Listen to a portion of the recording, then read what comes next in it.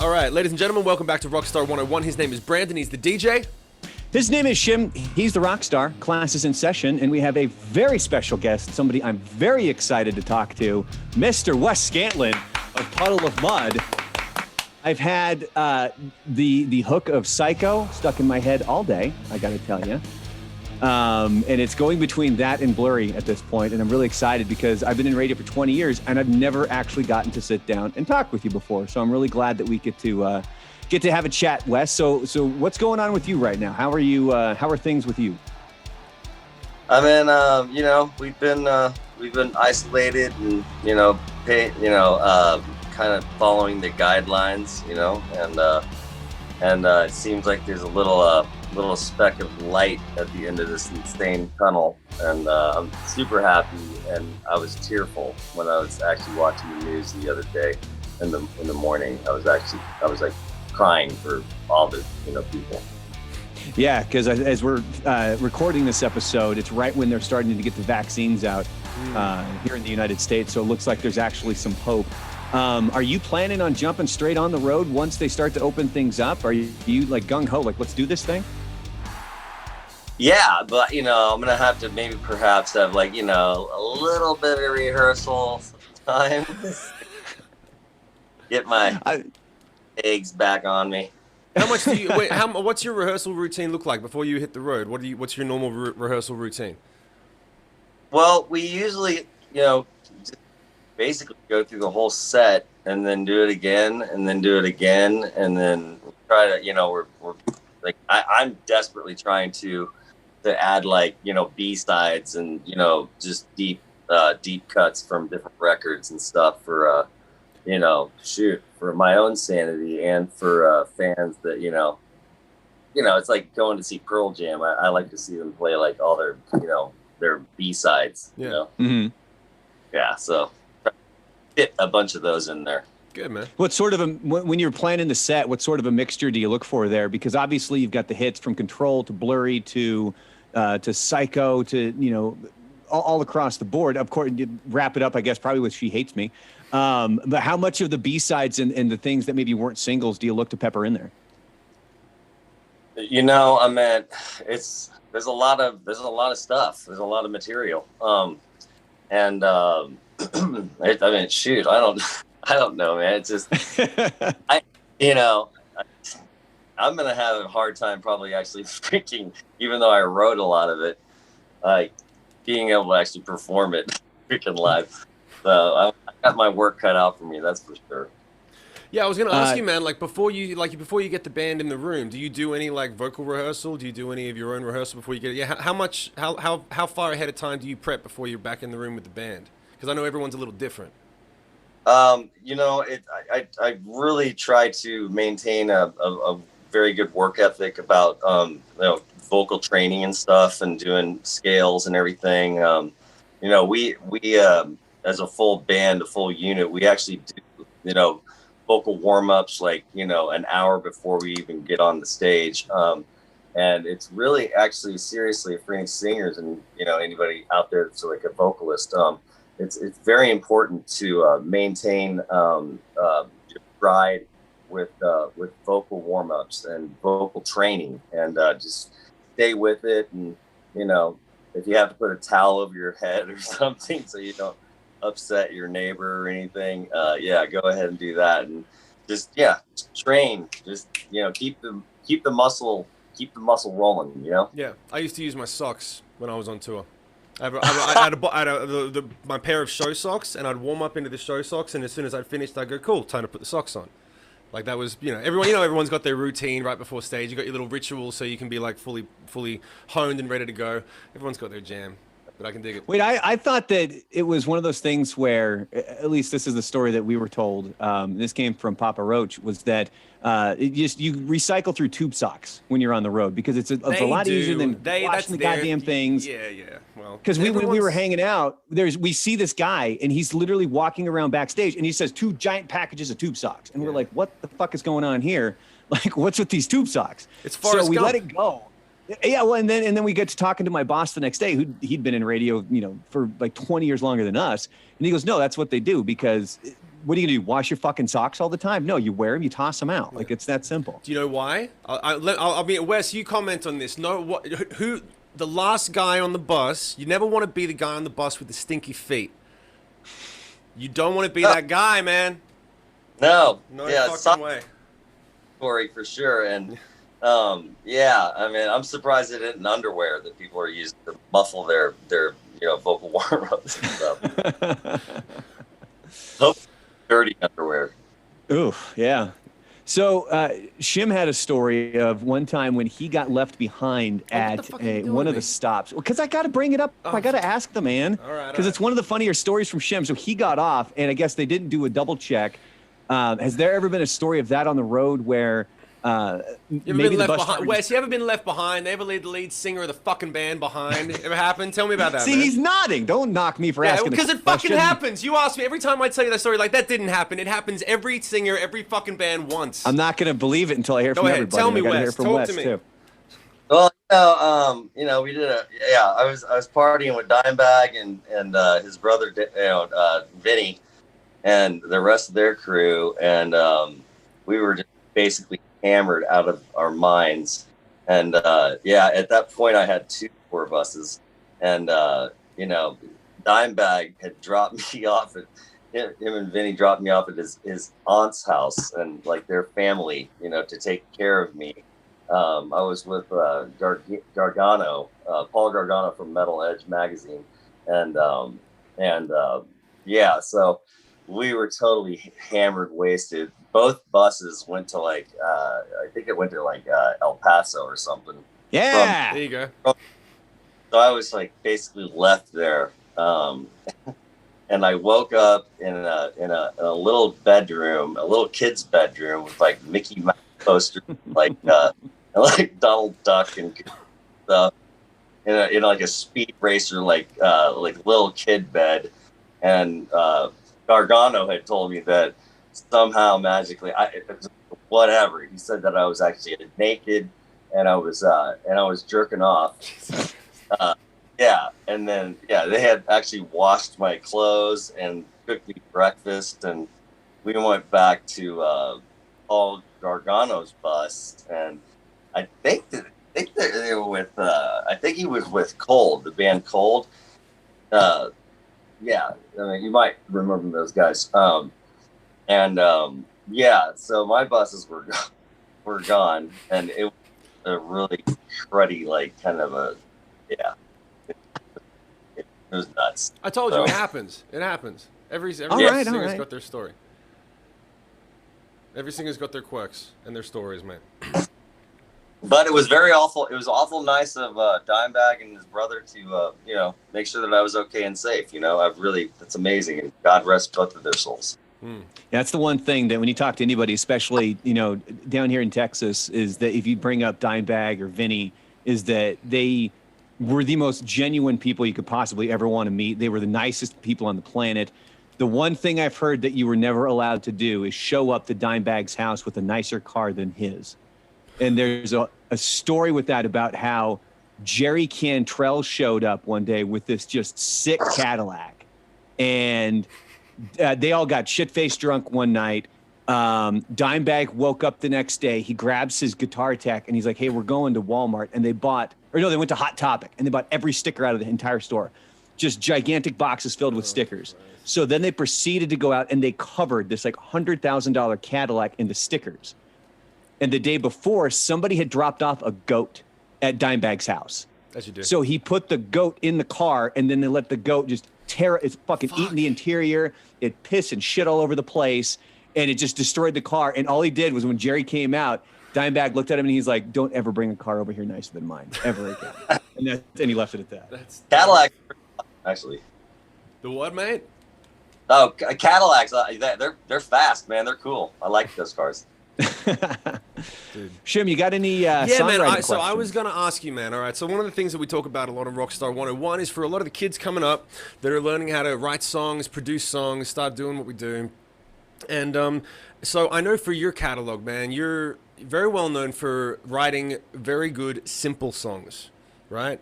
And so I try to do the same thing as often as I can, not as well as you at times, because you've had some great success with the simplicity that you found and being able to stay really repetitive yet make it different and follow that nice songwriting craft. My question, a couple of questions with the songwriting stuff is: do you have a system when it comes to lyrics, verse versus melody? And what, when you're starting out, do you have any sort of little rituals or little sort of things that really help that young kids coming up can learn and go, "Oh, I'm going to try that Wes idea"?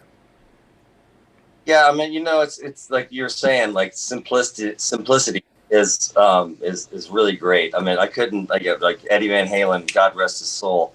I was like, I was trying to when I was beginning to do play guitar. I was trying to like learn how to play the solos, but at that age, I was like 12 or something. I couldn't get it. My mom came downstairs and I've been trying to like do Spanish Fly for like probably a month, and I just could not get it. And she just like looked at me and says, "You're not gonna be able to play like this man, son. Like, this publishing book, like the songwriter gets all the cheese. So all the cheese. Start writing a song. Right. Cheese being I get it, my brother. I get it." So I took my mom's advice. God, I love her. She's awesome. She's still with us. And, and so I just started writing songs, and I put down trying to do Eddie Van Halen solos and trying to mock him. I mean, he was basically probably, in my opinion, he was probably one of the best guitar players in the world ever. But yeah, so I just started writing songs, and that was my mom's, her advice, and I took it and I ran with it. And, I really like to write just really simple stuff, and you got to have a good melody. Fred Durst from Limp Bizkit, that signed me in 2000. He's the dude's really, really super duper, like freaking, he's really talented when it comes to writing songs. It's like a roller coaster, and you just get the roller coaster going, and at the end, like, you're just like, whoa, and you just like push, the ultra awesome button. Hopefully you even get the button. And but yeah, he's a very, very, very smart guy, and very song oriented. So I learned a lot from him, and Danny Wimmer, really like super like caliber type people that kind of guided me and stuff and helped me get into being a really really good songwriter. And but just keep it simple. Right. So, but when I'm just curious, when you sit down to start a song, do you just sort of pick up the guitar, hum a melody, and then find the words that go with that melody? Is that pretty much the general way you start a song? Yeah. It's like you just basically like catch a vibe. It's like there's a wave, or there's a little wave, and you just wave, and you ride it. I mean, my father is really really cool at like picking like out cool songs that I write. I always run them by my dad, and that's where the "Welcome to Galvania" thing came from. Was the galvanic skin response, which my dad, if he hears like something that I've written, it gives like little goosebumps, and like back of the hairs and the back of his neck stand up. Yeah, and he that's how he rates the material that I'm trying to attain and make cool. But if it sucks, I mean, trash it and just move on. Yeah. And just on to the next. So what is so? Don't be afraid to watch a song that it's not right. It's not there yet. Yeah. It's not going to be there. No, I do the same. I feel you, man. I do the same thing. So then what is the next thing for you? When you say trash and move on to the next thing, right now, what's the next thing for you and your band, man? What's the next year or two look like? The whole thing's been, very, very crazy, and, for everybody.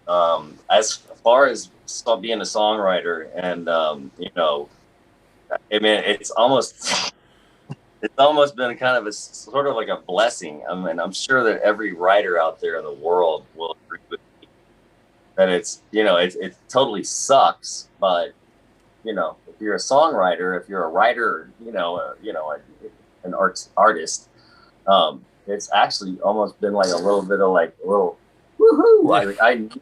I needed the break, man. You know, I just been writing and having a great time and just trying to like myself and not like have to I guess not get some kind of wacky ass disease.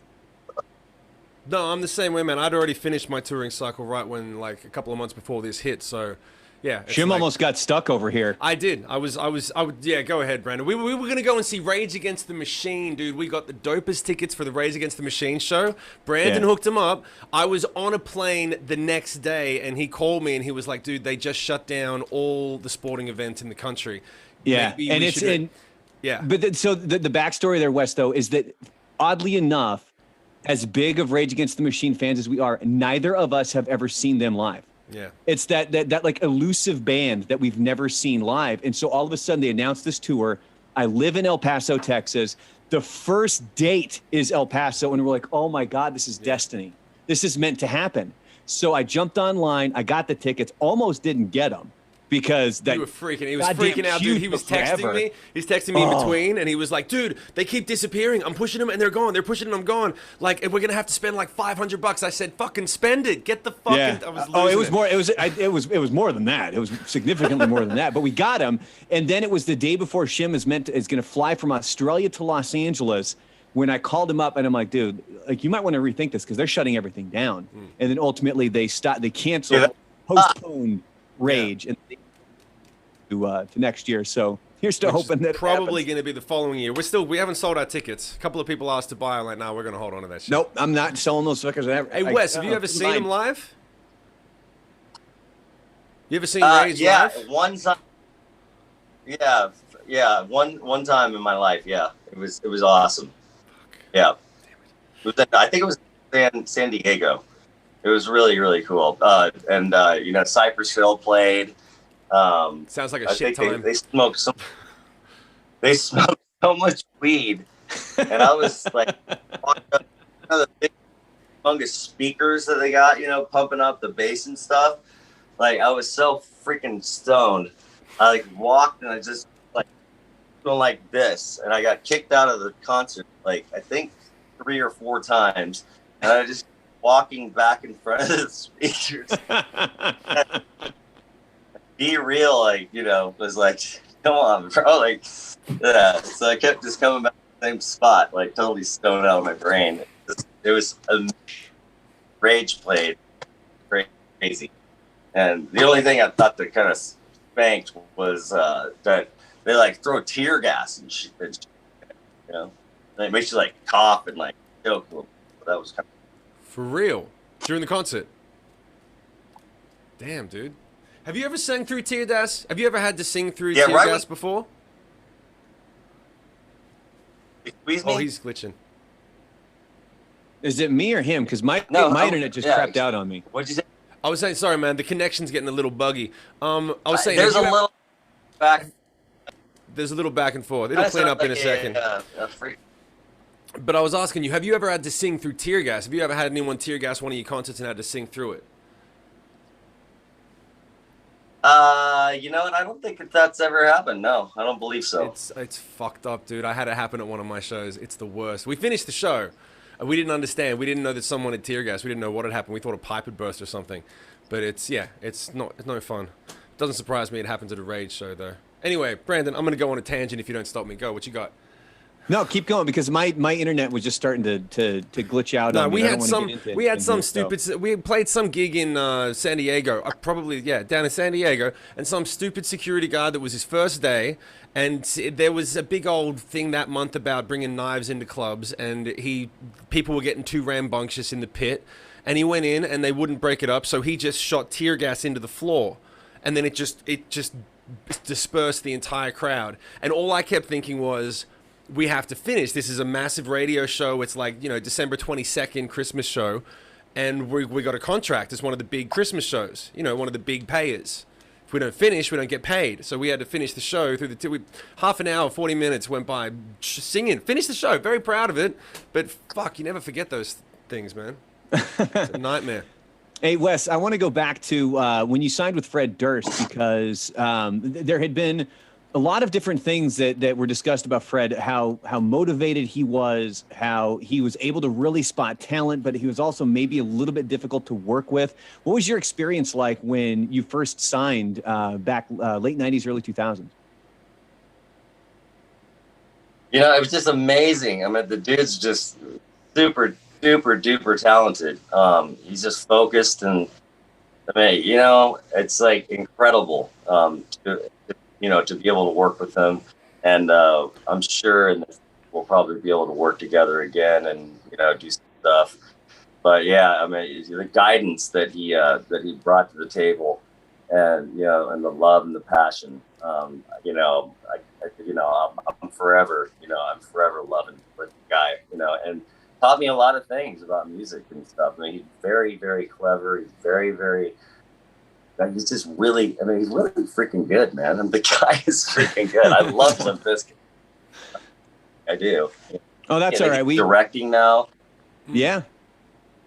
Yeah, we make it very well known that back in the day, I was a diehard Limp Bizkit fan as well, back in the counterfeit early days of everything. And as actually my boss that I worked with, the one who told us the Tube Sock story, he was the one that signed the deal where they paid to have Counterfeit played on the air. Became that. Remember that big controversial story with Counterfeit for Limp Bizkit, where it's like, oh, they paid to be on the radio, and he's like, my boss was like, I was in that fucking meeting. We sat with the lawyers, we figured it out, and then like Limp Bizkit became the biggest goddamn thing on the planet. Yeah, because no one pays to get their music on the radio, eh? Yeah. Right. Yeah, Jordan. I mean, I love him forever. He's the president of Geffen Records, and he had my back this whole time, and guided me. I love him to death. Danny Wimmer, Fred, super, super helpful and very, very kind of inspirational, really, me to actually be able to work with all these talented people. And and I know what you're talking about when they did that. They tried to trick everybody. They bought like commercial time on all the radio stations, and they just played Counterfeit, by Limp Bizkit. And it was a clever little move in my opinion. Dude, that's what it takes, especially nowadays. Everyone's thinking of new, interesting ways to get around. I mean, things are moving so fast with technology that there's all these legal loopholes because the law ain't catching up. Kids and everyone are moving way too fast. It's like it ain't illegal yet, so fucking get it on. That's what I say. That's just me.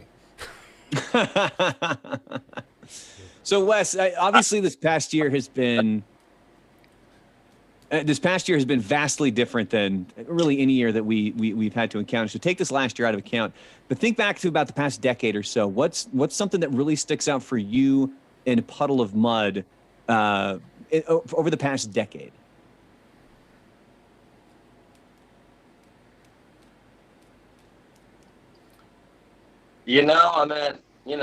Wiggling my little butt out of a bunch of little weird ass trouble that I somehow should have never been in. I mean,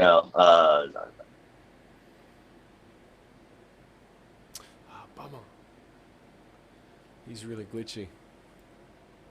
Oh shit, he's dropped out. All right, maybe we'll have to. Crazy hurdles. It's and then being able to just excel and ascend again, in a positive way, and being able to reach fans and being able to come out with new music, doing what I love to do, and keep writing songs and just being artistic and having a good time. That's what I like to do. And how has everything been going for you? I mean, obviously, it's pretty well documented, the rough stuff that you've been through. I do have to tell you that one of the most rock star things I've ever heard in my life was getting kicked out of Graceland for taking a dip in a pool. Yeah. I mean, when I saw that story pop up, I was like, dude, I love that guy. Like, that's amazing. You've obviously, dealt with some things in the past, but you seem to be definitely back on the up and up, and it's just like nothing but bright things, I guess, for you moving on in the future. Yeah, that pool was like perfect temperature, man. Like Elvis knows exactly. supposed to be. I mean, when I did that, I mean, that pool, it was awesome. I mean, it was very, very hot in Memphis that day, and somehow magically I had my swimming trunks on anyway. So yeah, and it was a dare by my old drummer Ryan Yurden, and so I was like, okay, whatever. You know, the fence was like maybe a foot tall, so I pulled a jackknife, totally cool. And then, I was going to get arrested, but I started running down the street. I went to an auto shop, and all these African-American black people in like, big cars. And they're like, why are you all wet, dude? And I was like, I just jumped. All they're like, what? I was like, ride back to the hotel. And he's like, yeah, sure. And this dude like rolled up a spleef, and he drove me back to the hotel, but he dropped me off like a mile away from the hotel because he didn't want anybody to know that he was associated with me at all. Yeah, but he burned me up. He burned me up, and it was pretty cool. If you guys are watching, man, thank you. Well, yeah, he doesn't want to drop you off right out front. I mean, you basically have the cops looking out for you because you just dove into the pool in Graceland. So kicked out forever. Yeah, I wonder. Like, I don't know if a lot of people know that story. No, like, it wasn't just. Let you back. No yeah, it way. wasn't just a story of Wes can't, like, it wasn't like that day. It was like that forever ban. It was like with Ozzy and the Alamo. It's Wes in Graceland where he's not allowed to go back to Graceland ever again. Do you think that if you tried, do you think you could probably get in though? Yeah, I could get in there, no problem, no problem at all. I think we need to make that a plan. Let's try to get Wes into Graceland. I'm really good with fake backstage type stuff. You got a good fake backstage story? Well, I mean, the fake backstage pass that my friend Baron at the Family Values concert, and I had the demo tape when it was Limp Bizkit, Korn, Ice Cube, Filter, and he had made fake backstage passes. I actually, and then I got the demo tape to Fred's security guard backstage, and told him to have fun throwing it away, and then shot a boo, shot a ba, and then bingo, got a call. Go to the airport and go to LA and let's rock and roll. So yeah, and I used to make fake IDs for like everybody in high school. Okay. Was there a specific? I got to go down this fake ID thing because I had a buddy of mine. Like I'm not going to throw anybody into the bus here, but let's just say we may or may not have done the same thing. Was there a specific state that you would choose? Because we had ones because when certain people I knew were making them, it's when the states were starting to put holograms on the ID, which made it difficult. So we had to pick states that didn't have a hologram. Hence the name. I was Brandon Miller from Tulsa, Oklahoma. Yeah, I mean, it was basically Missouri. I just went to the store and bought this stuff called contact paper. And then I'd Xerox, I'd print out I'd print the ID out, and then I'd pull the number off, and then I'd have an X-Acto knife. So when you take, you get it placed correctly on the ID, and then you get it on a contact paper. You put a drop of water on it and let it sit there for 5 minutes, and then it soaks into the contact paper, which is basically like clear, it's just clear. Basically, it's like plastic.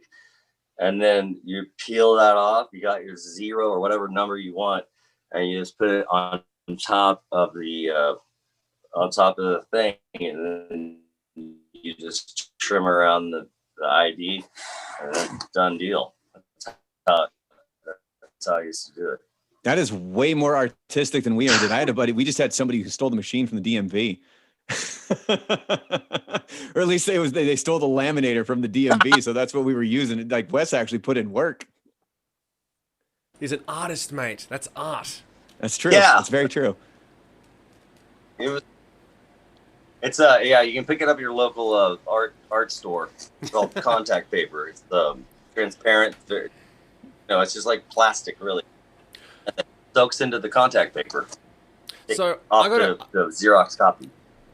I got a question for you in relation to what you talked about with getting that demo tape over to Fred Durst, right? Because that's a pretty solid folklore tale of rock and roll for people who are you know, fans of rock and roll, that's a famous story of a man doing whatever it takes to get it done, to get to the next step. And I personally would have done the exact same thing and probably would have gotten myself arrested trying to do it. Would have done it more, not nearly as gracefully. But I talk about it on my Twitch channel a lot, about just doing whatever it takes to get it done. But at the same time, I want to know if there's a story of you trying to do whatever it takes and failing miserably. I want to hear one of those stories. If there's an example of you trying to get it on, I'm talking about at the beginning of your career, before the band was the band, when you were trying to get people to hear that fucking tape, and we all know how hard it is. Give me an example of you trying to get someone to pay attention and just make it. Anytime you made an ass out of yourself, because I got a million of those. Yeah, I meant like way back. I meant because I was seriously just I was broke. You know, I didn't have money even to buy tickets to go to concerts. So at Sandstone Amphitheater in Kansas City, Missouri. Yeah, I crawled through like super duper dense wooded area and jumped the fence, and Stone Temple Pilots was playing. I somehow had this this parking lot guy had given me this like little piece of paper that actually was like a backstage pass print or whatever. So he gave that to me. I actually was, you know, I had like a couple of CDs with Puddle of Mud. Like it was the record Stuck, and I remember that I was trying to, you know, give it to Weiland, and I somehow magically like ended up in their dressing room while they were doing this like seance thing, man. And I was like just this little bitty dude. And security comes in and they just like throw me out. And then this super nice guy, the security guy, let me come back in to watch the concert. And I just, you know, I was throwing like, you know, CDs and stuff, you know, up on the stage, and almost hit Weiland in the face. And, you know, it was just, yeah, whatever, you know. I was trying to get it, like, you know, wherever it could go. That's it. It's whatever it takes. I think that's one of the most important things that young people can learn is that tenacity of doing whatever it takes. And I think people hear stories like that, and some of the stories I've told on my Twitch stream, and they're like, that's insane. I'm like, it's not insane. That's what it takes. It's exactly what it takes. Because one time you're going to get to a story like what happened with you and Fred Durst, and then you don't need to deal with that shit again.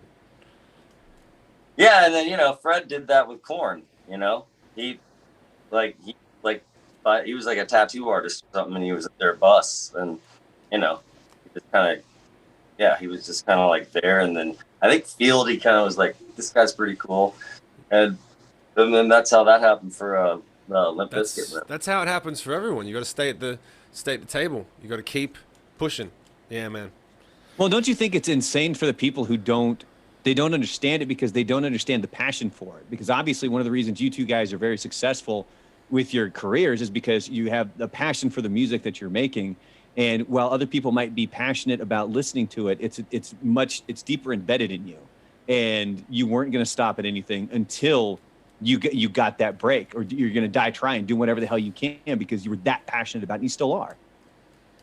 Yeah, and, you know, that was the last push, you know, in me. That was the last like, I didn't even want to, like, I wasn't even really planning on doing that, you know, like I owe a lot to this really big Puddle of Mud fan, Nunez.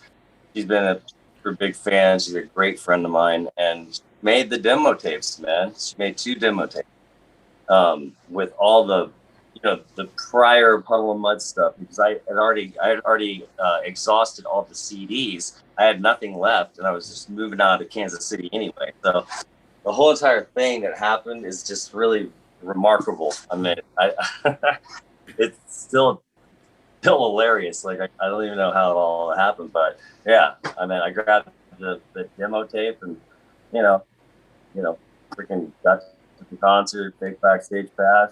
Here you go. Bye. You know, hello, pager. Okay, Mobile, Alabama. Go to the airport and go to LA. I mean, it's just really weird how that went down. That's how it happens, though. Everyone's got one story. Everyone's got one story, and you got to try 100 fucking times to get to that one, and then they say you're an overnight success. Bless. Yeah, we're gonna ignore the 99 other times that you tried, and then we're gonna get to that one, and we're gonna make it sound like, oh yeah, like this was easy for you. When no, you fucking busted your ass. Yeah. Whatever. So there's a guy from Colombia that came in when we were playing covers and playing originals at this this little like kind of bar and grill, on like a Friday or Saturday. And he came in there, he didn't sign us, some of the other older players that were playing then, like kind of were partying a little bit too hard. So they kind of passed on the mud at that point. what sort of songs were you covering back then? I mean, we were jamming Ozzy, we were jamming, Chains and Nirvana and Pearl Jam, and I could never sing like Chris Cornell, so we never really do any of that. And, I mean, we just played a lot of different songs. We played for like 4 or 5 hours, like a night. Yeah. So, and then we'd squeeze some of our stuff in there. So what's next for Puddle of Mud? We got the lockdown here. You've been able to kind of hang out at home, maybe get some writing down. You said that obviously you can't jump right on the road. You're going to have to, you got to at least rehearse a few times. So once let's say things start to open up, do you think that you're going to be able to put an album together, or, maybe hit the road, do a couple of shows here and there? What do you think's next for you and Puddle of Mud? Just keep writing, and, just keep being, artistic, and, be kind to one another, and we can get through this like freaky deaky situation. It's so crazy. And, get back on tour and, get some rehearsal time in there, and, just go down. I got a bunch of studios just like everywhere right down the street. So it's like to get in a car, I could just walk there. Which is cool. So just record, write, record. That's what all the label people tell me since I've been doing this. Well, we're definitely looking forward to it, man. We'll start to wrap up this episode. Wes, thank you again for joining us, man. Really appreciate it. Been a huge fan ever since, 20 years now that we've been listening to Puddle of Mud. So thank you for taking the time for us, man.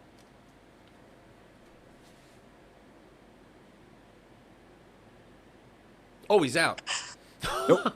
No, it's glitching. I was gonna say that's a Rockstar move. Be like, they're wrapping it up. End call. Fuck this. I'm out. Nah. So yeah, got a little.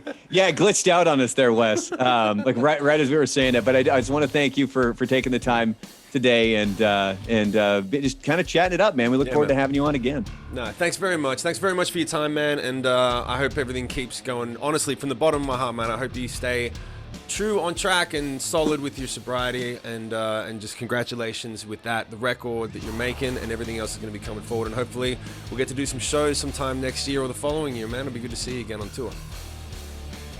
Thank you, guys. Thank you, mate. Thanks, Wes. Right on, dogs. All right, woo.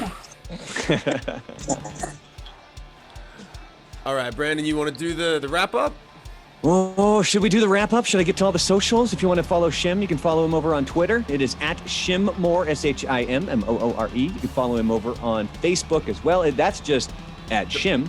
You can follow me over on Twitch, Reddit, on Instagram, whatever it may be. It is at The Real Brandalorian. And of course, if you want to go write some songs with Shim, you can find him over on Twitch as well. It is twitch.tv/Hollywood Rebellion. And if you want to become a supporter of the podcast, hit us up over on anchor.fm/Rockstar101. Big thank you to all the supporters that we currently have. And of course, if you'd like to become a supporter, we would appreciate that as well. On that note, his name is Shim. He's the Rockstar. His name is Brandon. He's the DJ. Class dismissed. Boom.